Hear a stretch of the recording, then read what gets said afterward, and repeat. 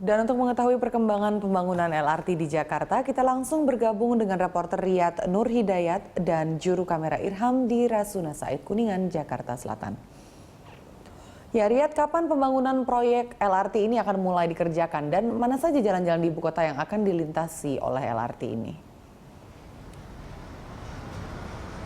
Baik Amanda, berdasarkan data yang kami terima bahwa pembangunan LRT ini akan dilaksanakan oleh Pemprov DKI Jakarta pada semester kedua di tahun 2015.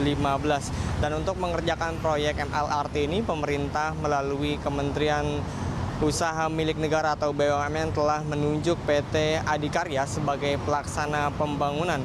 Dengan trek yang akan dibangun adalah dari sekitar Cibubur, Cawang, Kuningan, Duku Atas, dan rencananya akan dilaksanakan sepanjang 30 km. Transportasi berbasis rel ini diklaim adalah transportasi yang cocok bagi warga negara DKI Jakarta, warga ibu kota maksud saya, karena mempunyai dua keuntungan sekaligus. Yang pertama adalah LRT dapat menampung warga ibu kota yang lebih banyak dibandingkan dengan monorail dan juga dibandingkan dengan bus Transjakarta. Dan keuntungan yang kedua adalah LRT ini tidak membutuhkan pembebasan lahan sehingga dalam pembangunannya hanya menggunakan tiang-tiang penyangga yang berada di Jalan Rasuna Said yang sebelumnya direncanakan untuk membangun monorail dan sudah dihentikan. Adapun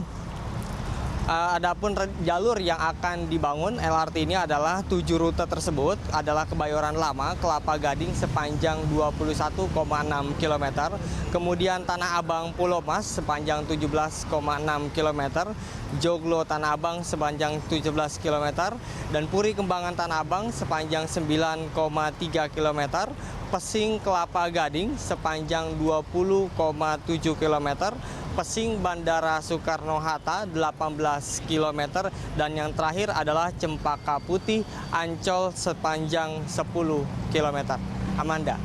Lalu Riyad, bagaimana dengan tanggapan warga terkait dengan pembangunan proyek LRT itu? Baik Amanda, berdasarkan wawancara kami dengan sejumlah warga, memang pembangunan LRT ini ada penuai pro dan kontra. Adapun alasan warga kenapa pro dengan pembangunan LRT ini, mereka menganggap seharusnya memang Jakarta sudah mempunyai alat transportasi yang cukup canggih seperti kota-kota yang lainnya yang ada di dunia. Dan mereka menganggap juga kemacetan yang ada di Jakarta sudah semakin parah sehingga membutuhkan moda transportasi yang dapat mengatasi kemacetan di ibu kota. Adapun yang kontra, mereka tidak setuju dengan pembangunan LRT karena Pemprov DKI Jakarta kurang memperhitungkan waktu pembangunan dari LRT sendiri. Di mana kita tahu bahwa saat ini Pemprov DKI Jakarta sedang membangun MRT dan mereka mengkhawatirkan jika LRT dan MRT ini dibangun secara bersamaan, maka nantinya akan menimbulkan kemacetan yang lebih parah lagi di ibu kota. Oleh karena itu mereka meminta kepada Pemprov DKI Jakarta untuk lebih mempertimbangkan waktu pelaksanaan dari pembangunan LRT ini. Amanda.